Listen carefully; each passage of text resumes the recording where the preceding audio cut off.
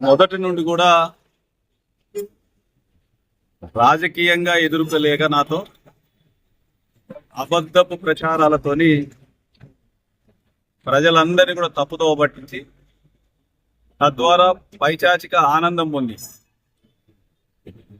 ప్రజల్ని తప్పుదోవ పట్టించి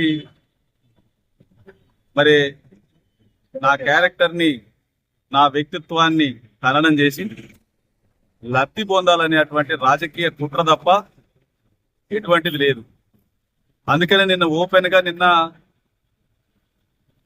మరి వందలాది మంది కార్యకర్తల సమక్షంలో మీడియా పత్రికా మిత్రుల సమక్షంలో ఊకే నా మీద కంప్లైంట్లు, లేనిపోని వార్తలు, మీడియాని మేనేజ్ చేసి లేనిపోని వార్తలు, 5,000 ఎకరాలు ఉన్నాయి, 3,000 ఎకరాలు ఉన్నాయి, అక్రమ సంపాదన సంపాదించిందని చెప్పేసి దాని మీద ఎంక్వైరీలు, అధికారుల మీద ఒత్తిళ్లు, ఇట్లా ఇవన్నీ కూడా చేసేటువంటి క్రమంలో ఈ మధ్య కాలంలో కూడా మీడియాలో ఒక స్టోరీ బోర్డు వచ్చింది, ఒక టీవీలో ఒక నెల క్రితం.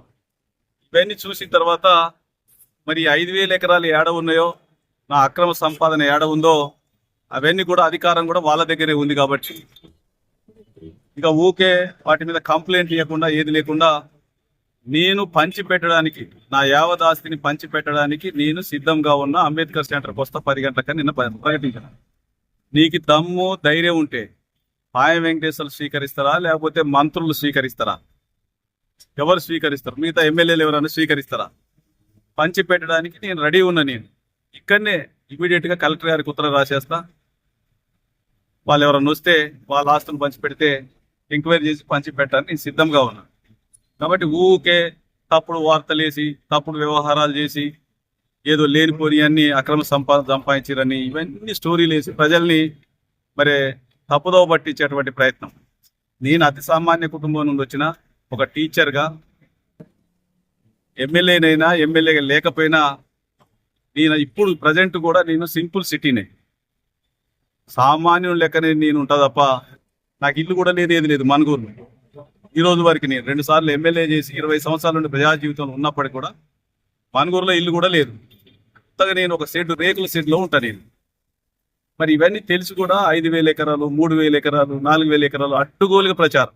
అంటే ప్రజల్ని తప్పుదో బట్టి ఎందాక తప్పు ప్రజలకు వాస్తవాలు చెప్పి తద్వారా మనం రాజకీయంగా లబ్ధి పొందాలనేటువంటి కార్యక్రమం కాకుండా కొద్దాక ఇదే పని, అబద్ధాలు ప్రచారం చేసుడు, మీడియాని మేనేజ్ చేసుడు, తప్పుదో పట్టించుడు, లాస్ట్కి నా వ్యక్తిత్వాన్ని ఖననం చేయాలనేటువంటి కుట్ర.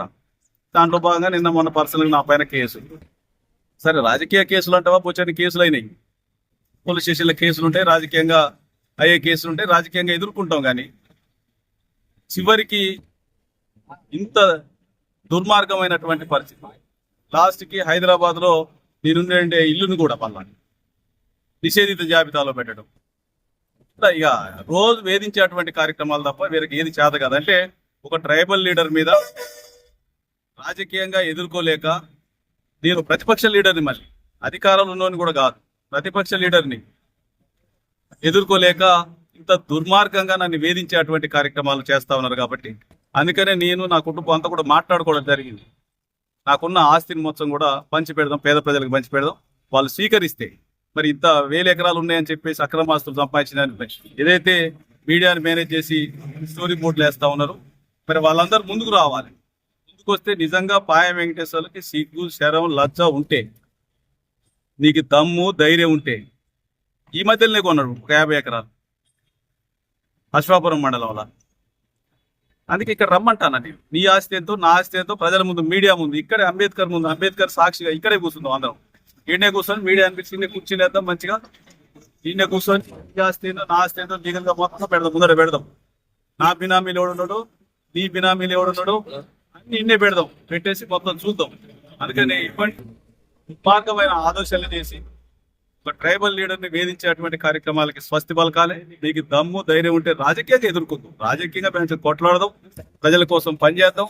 ప్రతిపక్ష పార్టీగా మాకు ప్రజలు ఇచ్చినటువంటి హక్కు ఏదైతే ఉందో, ప్రశ్నించేటువంటి హక్కు ఏదైతే ఉందో, మీరు ఇచ్చినటువంటి 6 గ్యారెంటీలు కావచ్చు, శాసన ఫీజు 420 హామీలు అయితే ఏదైతే ఉన్నాయో అమలు చేసేంత వరకు మా ప్రజలు ఇచ్చినటువంటి హక్కును మేము వదిలిపెట్టాం. ప్రజల పక్షాన్ని నిలబడతాం, ప్రశ్నిస్తాం, కొట్లాడతాం. ప్రజాక్షేత్రంలో రేపు అంతిమంగా ప్రజల తీర్పే ఫైనల్.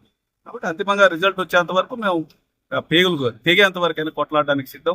మా నాయకుడు కేసీఆర్ గారు ఇచ్చినటువంటి స్ఫూర్తితోని, వారు ఇచ్చినటువంటి నాయకత్వ పటిమతోని మేము కొట్లాడడానికి సిద్ధం కూడా ప్రజల పక్షాన్ని నిలబడతాం. ఇప్పటికీ వచ్చాము ఇక్కడికి, నిన్న ప్రకటించడం కాబట్టి రాకపోతే నిన్నేదో చెప్పిండు పారిపోయిండు అని చెప్పేసి మీరు కూడా మళ్ళీ ఏదో రాయడానికి అవకాశం ఉంటుంది కాబట్టి నేను ఇక్కడికి రావడం జరిగింది. వాళ్ళకి దమ్ము ధైర్యం ఉంటే మరి దీన్ని స్వీకరించాలని చెప్పేసి కోరుతా ఉన్నాను. ఇక్కడ ఉన్నటువంటి స్థానిక ఎమ్మెల్యే స్వీకరించాలని చెప్పేసి కోరుతా ఉన్నాను. ఇక్కడ ఉన్నటువంటి మనుగూరులో ఉన్నటువంటి గవర్నమెంట్ భూములు అన్ని అమ్మి పడేసారు. గవర్నమెంట్ భూములు అమ్మినోడు ఎవడయ్యా అంటే ఎవడన్నా నా పక్కన ఉన్న వాళ్ళు ఎవరన్నా, నా పక్కన ఉన్నటువంటి నా మాజీ జెడ్పీటీసీలు కావచ్చు, మండల ప్రెసిడెంట్లు కావచ్చు, నా కార్యకర్తలు ఎవడన్నా గవర్నమెంట్ భూమిని అమ్మినట్టు తేల్చగలిగితే నేను బెంచది అంబేద్కర్ బొమ్మ దగ్గర ముక్కు నేలకు రాస్తా. మరి మీరు అమ్మినట్టు మీ ఎంబడి తిరిగే బ్యాచ్ మొత్తం గవర్నమెంట్ భూములను అమ్మారు, గవర్నమెంట్ భూములు మొత్తం పగనామాలు పెట్టిరు మొత్తం. అవన్నీ నేను నిరూపిస్తాను. నువ్వు ముక్కు రాకుతావా ఇక్కడ అని అడుగుతా ఉన్నది. నీకు ధైర్యం ఉంటే స్వీకరించు. నేను విసిరినటువంటి సవాల్ని స్వీకరించి ముందుకు రావాలి, నిన్ననే రావాలి. నీకు ధైర్యం ఉంటే ఈ పాటికి నువ్వు స్టేట్మెంట్ ఇవ్వాలి. స్టేట్మెంట్ ఇచ్చే దమ్ము కూడా లేదు. అందుకే ప్రజల్ని నేను ఒకటే కోరుతా ఉన్నా, విఘ్నులైనటువంటి ప్రజలు, న్యాయ నిర్ణేతలైనటువంటి ప్రజలు, మా రాజకీయ భవిష్యత్తుకి మీరు భవిష్యత్తునిచ్చేటువంటి నిర్ణేతలు మీరంతా. కాబట్టి జిల్లా ప్రజానీకాన్ని నేను కోరుతా ఉన్నా, అక్రమ కేసులు పెట్టి లేకపోతే అక్రమంగా బెదిరించేటువంటి కార్యక్రమాలు చేసి, అట్లాగే నా వ్యక్తిత్వాన్ని చంపేటువంటి కార్యక్రమాలు చేసి, ఏదో విధంగా తప్పుడు వార్తలు రాపించి అధికారంలో ఉన్నారు కాబట్టి పైసలు ఇచ్చి వాళ్ళ దగ్గర అక్రమంగా సంపాదించినటువంటి, అడ్డంగా సంపాదించిన డబ్బులు ఉన్నాయి కాబట్టి, వాళ్ళ దగ్గర వాళ్ళ గురువుల దగ్గర డబ్బులు ఉన్నాయి కాబట్టి ఆ డబ్బులు పెట్టి కొనుగోలు చేసి టీవీల్ని కానీ పత్రికల్ని కానీ కొనుగోలు చేసి రేగా కాంతారావుని కనుక ఇక్కడ ఈ జిల్లాలో తిరగకుండా చేస్తే, జైల్లో పెడితే ఇక మరొక లీడర్ తిరిగేటువంటి ఉత్సాహవంతమైనటువంటి లీడర్ లేడు కాబట్టి తద్వారా రాజకీయ లబ్ధి పొందాలి అని చెప్పేసి ఎవరైతే అనుకుంటా ఉన్నారో ఇవన్నీ తప్పుడు వార్తలు అని చెప్పేసి దీనంతా మీరు అర్థం చేసుకోవాలి. రాజకీయంగా వేధించేటువంటి కార్యక్రమాలు కింది నుండి మీ దాకా సోషల్ మీడియా కార్యకర్త, బీఆర్ఎస్ పార్టీ సోషల్ మీడియా కార్యకర్త దగ్గర నుండి మొదలు పెడితే అట్లాగే మా ఆదినాయకుడు కేసీఆర్ గారి వరకు కూడా జైల్లో పెట్టాలి అనేటువంటి కుట్ర జరుగుతూ ఉంది. దీని అందరూ కూడా గమనించాలి.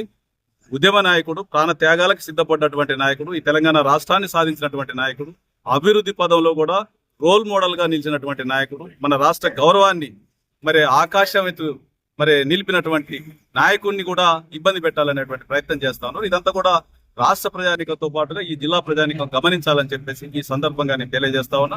ఇక చివరిగా చెప్పేది ఏంటంటే, నీకు దమ్ము ధైర్యం ఉంటే స్థానిక ఎమ్మెల్యేకి చెప్తా ఉన్నా, మళ్ళీ నీకు దమ్ము ధైర్యం సిగ్గు లజ్జ ఉంటే ఇటువంటి పనులు చేయకుండా ఈ సవాల్ని విసిరి నేను ఏదైతే సవాల్ ఛాలెంజ్ చేస్తా ఉన్నానో దీనికి ముందుకు రావాలి, అంబేద్కర్ సెంటర్కి రావాలని చెప్పేసి సవాల్ వేసి సెలవు తీసుకుంటాను.